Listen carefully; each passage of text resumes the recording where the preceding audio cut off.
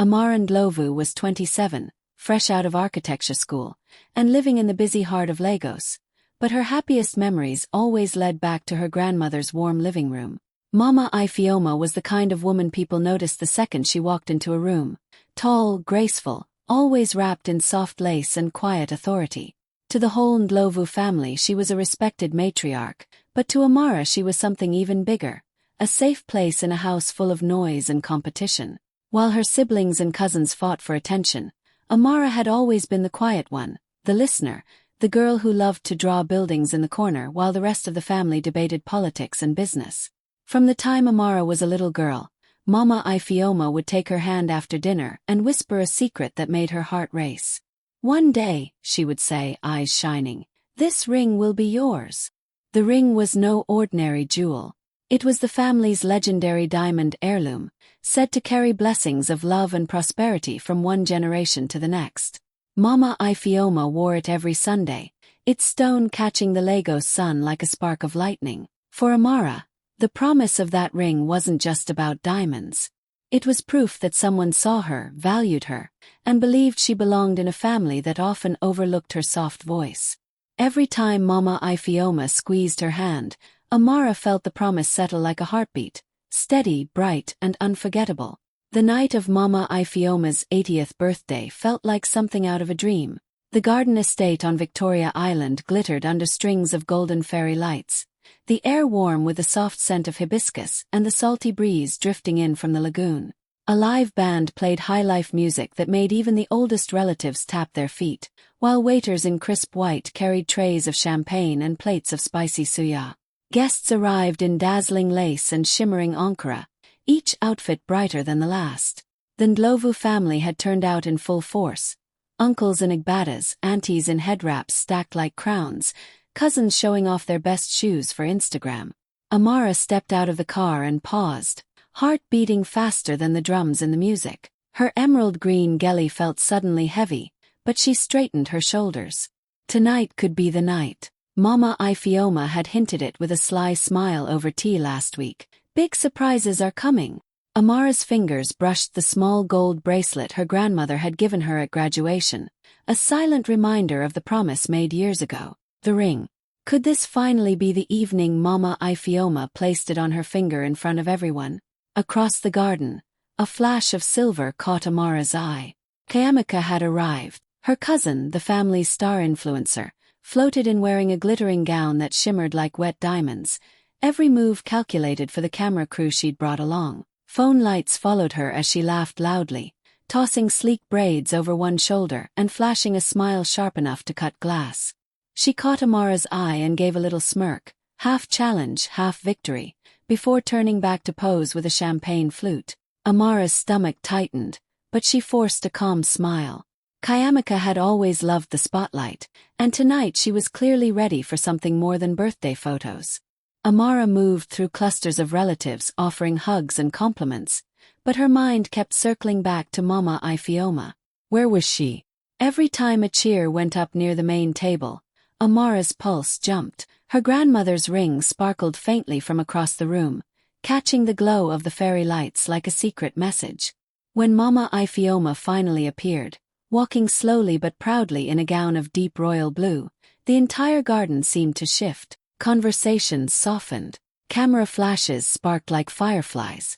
Amara's breath caught. The night smelled of promise and danger, a celebration wrapped around a mystery only Mama Ifeoma could reveal. Somewhere in the crowd, Kayamika's phone went live, broadcasting every second to the world. Amara stood taller, her heart pounding with hope and a nervous whisper. Maybe tonight the ring would finally come home. The music softened, and a hush rolled over the glowing garden as waiters began handing out champagne flutes for the toast. Golden lights shimmered against the night sky, and the scent of roasted peppers and hibiscus hung thick in the air. Amara clutched her glass with damp fingers, her heartbeat matching the rhythm of the drums. This was it. The moment Mama Ifeoma had been teasing all week. Cousins shuffled closer to the main table, phones raised high to catch every second. Mama Ifeoma rose slowly from her chair, regal in her royal blue lace, her diamond ring glinting beneath the fairy lights. Her presence alone silenced the crowd. With a warm smile, she thanked everyone for celebrating her 80th year and spoke about family, about legacy, love, and the strength of the Ndlovu name. Amara felt her chest tighten with excitement. Every word felt like a step toward the promise whispered to her as a child. She straightened, ready for her grandmother to call her forward. Then Mama Ifeoma's eyes swept across the crowd and landed not on Amara, but on Kayamika. "Kayamika, my shining star," she said with a voice that rang clear over the speakers. "Come here, my child." Gasps flickered through the audience like sparks from a fire. Cameras tilted. Even the band fell quiet. Amara's smile froze, her breath catching painfully in her throat as Kayamika glided forward in her glittering silver gown, every move sharp and perfect for the live stream. Phones lit up, recording each step as Mama Ifeoma took the legendary diamond ring from her own finger and slid it onto Kayamika's hand. "To your bright future," Mama Ifeoma declared, her voice full of pride. "May this ring remind you of our blessings and our strength." The garden erupted into polite applause, but the sound felt thin, almost hesitant. Amara couldn't move. The champagne flute trembled in her hand as whispers snaked through the crowd. "Wasn't the ring meant for Amara? I thought Mama promised her." The words cut sharper than glass. Kayamika turned to face the cameras, her smile wide and triumphant. She lifted her hand high, letting the diamond catch the lights as she announced on Instagram Live, "The Ndlovu ring is finally mine." Hearts and fire emojis flooded the screen while relatives tried to mask their confusion with forced cheers. Amara felt the world tilt. The night that had smelled of promise now tasted like betrayal. Her ears rang with the claps and the fake laughter, but all she could see was the sparkle of the ring that had once been hers in every childhood dream. Her grandmother's words, those secret promises, echoed in her mind, suddenly heavy and hollow. She stood frozen under the fairy lights, watching her cousin bask in a victory that felt stolen, while the quiet storm inside her chest grew louder with every passing second. Amara couldn't breathe. The clapping, the camera flashes, the sugary smell of champagne, all of it pressed in on her like a heavy wall.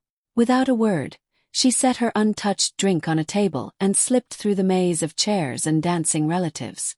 No one stopped her. Everyone was too busy cheering as Kayamika showed off the diamond for the world to see.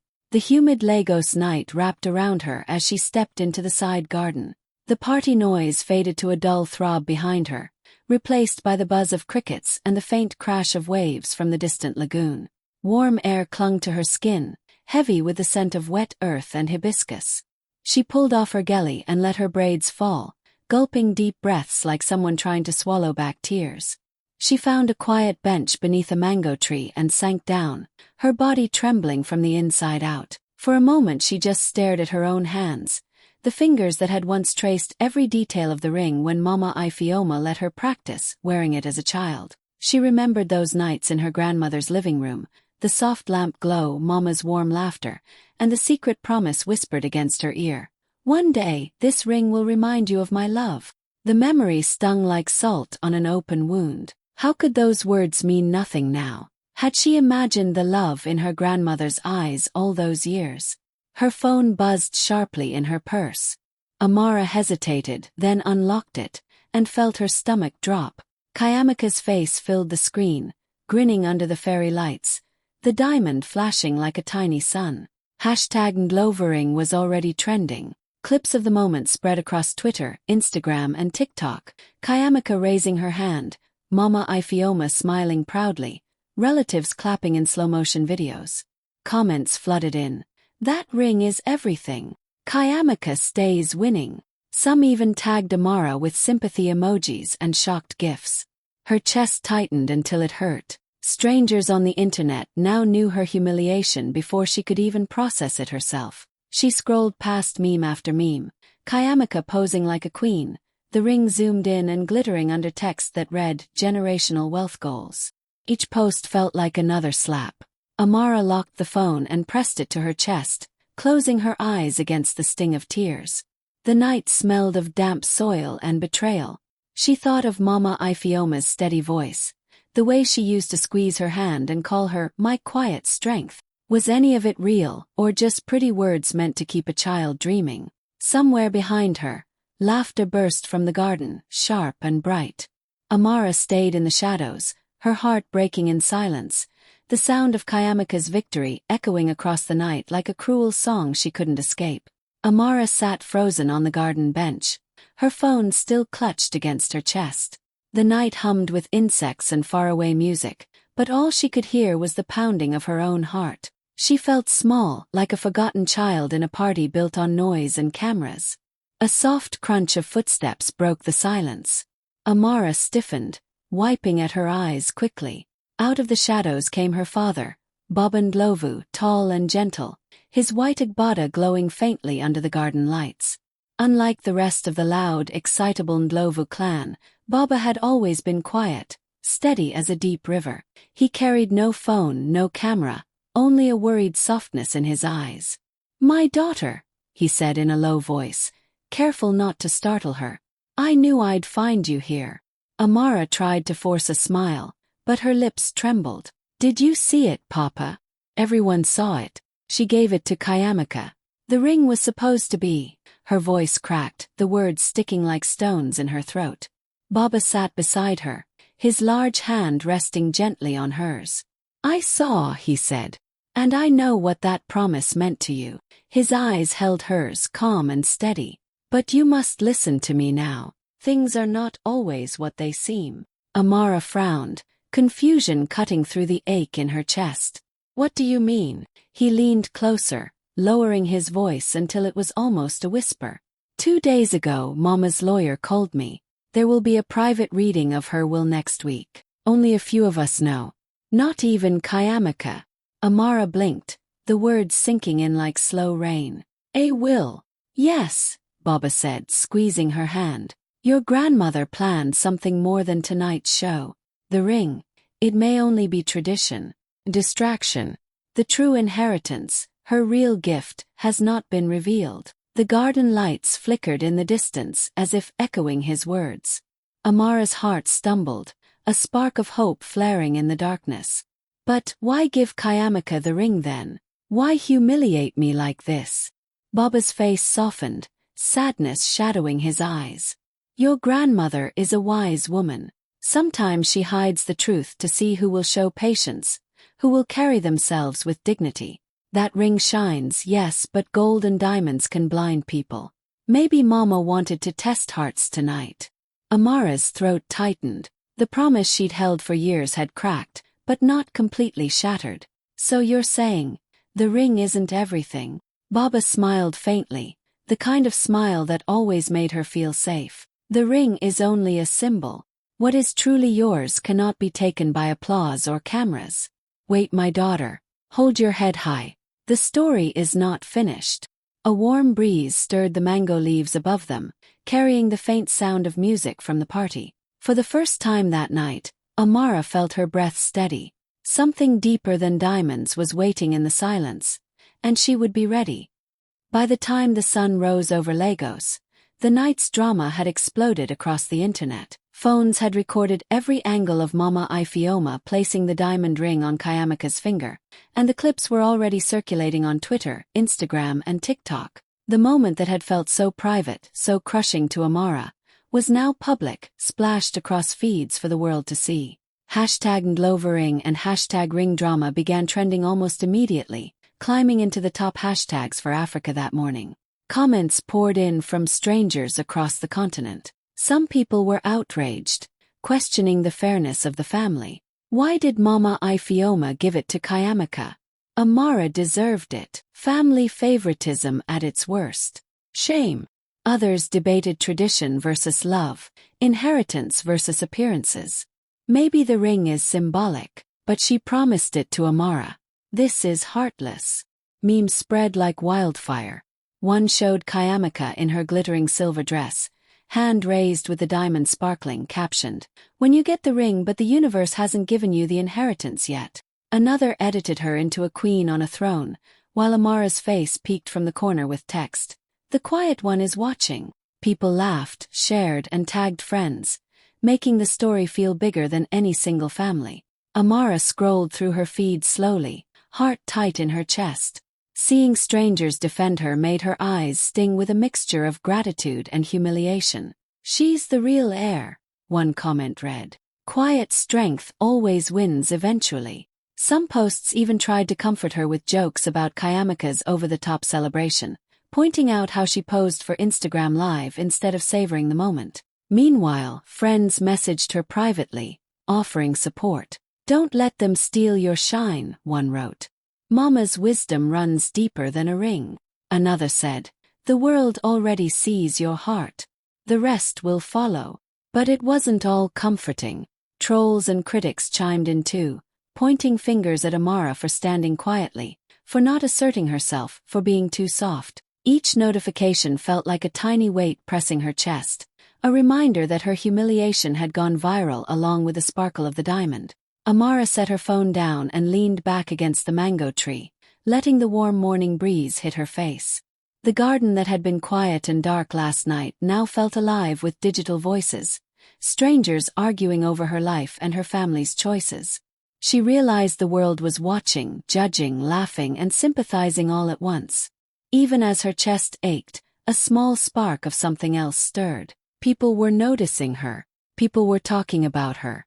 The internet uproar that had felt like humiliation was, in a strange way, a reminder that her story wasn't over, and that maybe, just maybe, the quiet girl who had always been overlooked could still change the narrative. A week later, the Ndlovu family gathered in the sleek, polished office of Mama Ifeoma's lawyer in Ikoyi. The tension in the room was thick enough to cut with a knife. Everyone was dressed formally, the same elegant lace and igbadas from the birthday party, but the atmosphere was completely different. Quiet, expectant, almost suffocating. Phones were tucked away, and whispers died the moment the lawyer cleared his throat. Amara sat near the front, her fingers intertwined tightly in her lap. Her chest felt heavy, her mind racing. She tried to keep calm, telling herself to breathe, to sit tall, to wait for the truth. Across from her, Kayamika shifted impatiently, a forced smile plastered on her face, tapping her designer heels against the floor. She still wore the diamond ring, and every time her hand caught the light, it sparkled like a small sun. But now it seemed smaller, somehow less important. The lawyer, an older man with silver hair and precise glasses, looked over the gathered family with a solemn expression. He held a thick envelope in his hands, sealed and stamped. "Thank you all for coming," he began. "Today we are here to read the final will of Mama Ifeoma Ndlovu. This document reflects her last wishes and her intentions for the Ndlovu estate." Hush fell.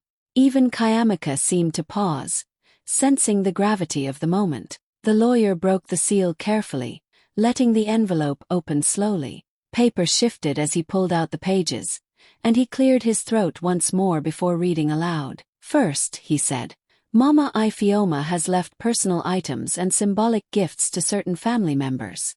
His eyes briefly met Amara's, and she felt a tiny spark of hope. Then he paused dramatically, letting the weight of the room settle on his words. "However, the primary inheritance, the most significant asset of her estate, is to be given to Amara Ndlovu. She is to receive full ownership of Mama Ifeoma's prime beachfront property in Lekki Phase 1. The room froze. Time seemed to stretch as the words sank in. Amara blinked, staring at the lawyer, struggling to process what she had just heard. The beachfront property. Millions. More than the ring. More than she had ever dreamed. Her hands shook slightly, and she clasped them together to hide the tremor, her heart pounding like a drum. Gasps echoed around the room. Some relatives covered their mouths, eyes wide. Kayamika's smile faltered, then disappeared completely, replaced with shock and disbelief. Murmurs filled the air. "What? Lekki Phase 1. She got the property, not the ring."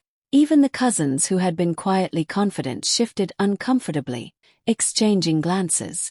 Amara sat up straighter, trying to compose herself, feeling a strange mixture of triumph and disbelief. She had imagined this moment for years, but never like this. Quiet, private, and far more powerful than any sparkling diamond could ever be. Her chest tightened with emotion, and she could feel tears threatening to spill. She took a slow, deep breath and let herself feel it. The weight of injustice turned into something unstoppable. Tonight, the world would know that her grandmother's true gift was hers, and it was bigger than anyone had imagined. The room was heavy with silence after the lawyer finished reading the will, but he wasn't done. Carefully, he unfolded a small, delicate piece of paper, Mama Ifeoma's handwriting curling elegantly across it. He cleared his throat and read aloud. The ring is tradition, but real strength builds the future.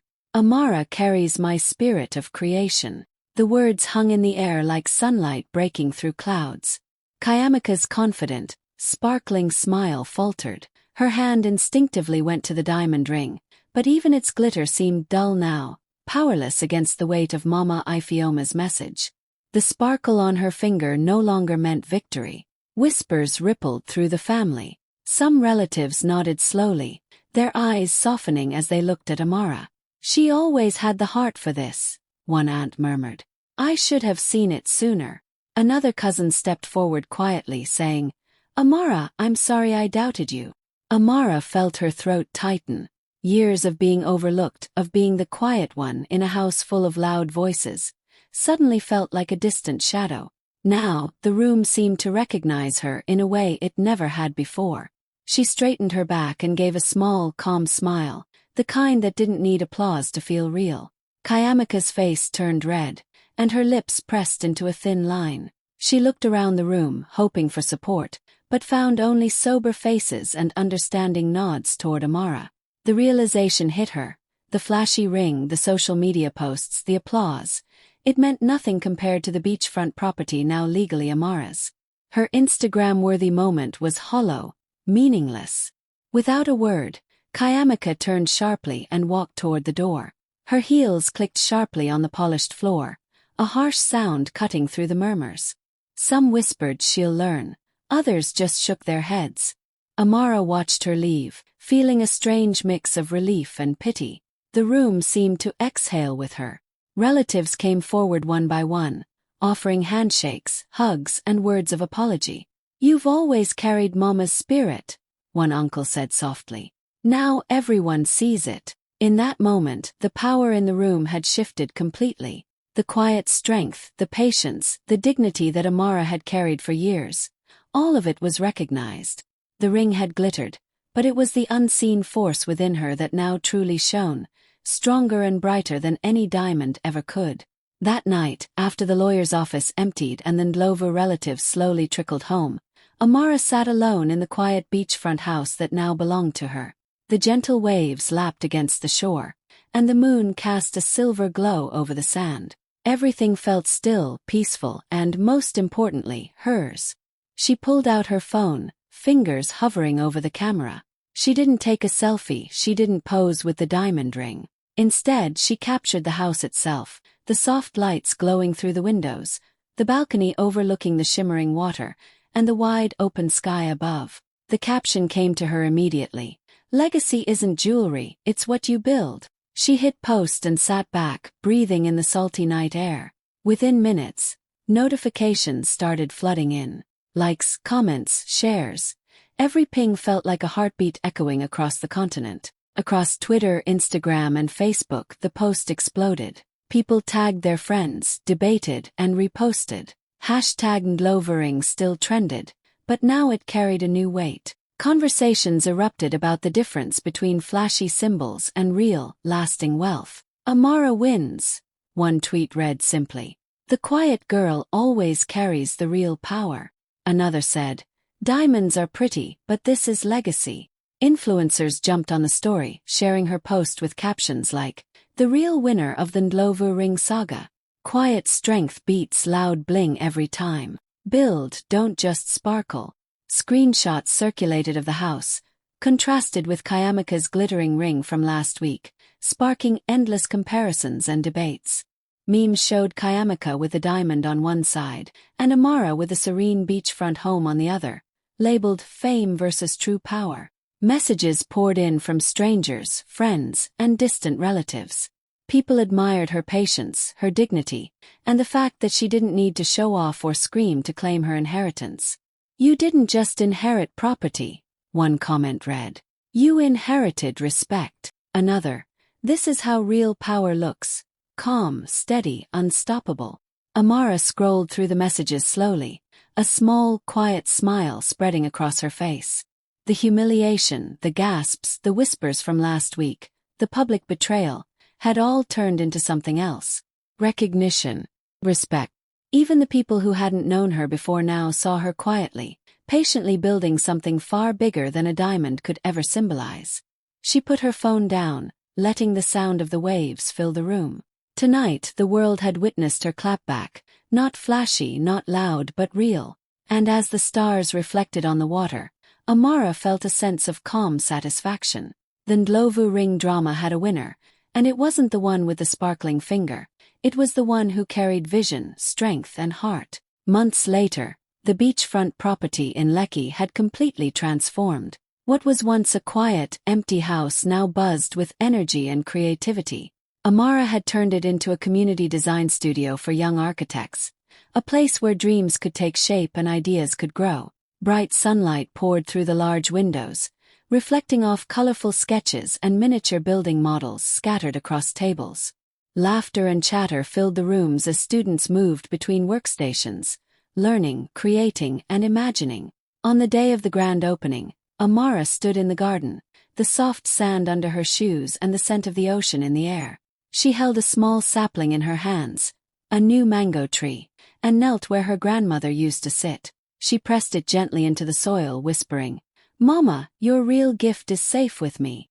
A soft breeze carried the words across the garden, as if her grandmother were listening. Cameras and phones captured every moment. People from across Lagos and beyond streamed the event live, drawn not by glamour or gold, but by the quiet strength of a young woman who had turned betrayal into vision. As she spoke to the crowd, her voice steady but full of emotion, she explained her hope that the studio would give young architects a place to grow, to innovate, and to see that true legacy isn't about flashy gifts. It's about what you build and the lives you touch. Thousands watched online, sharing and commenting, inspired by her story. Messages poured in. This is what real inheritance looks like. Amara turned heartbreak into hope. As the mango tree's leaves caught the sunlight, Amara smiled softly. The studio, the garden, the dreams it held, all of it was more than a house or a ring. It was a new beginning, a living testament to patience, resilience, and the quiet power of building something lasting.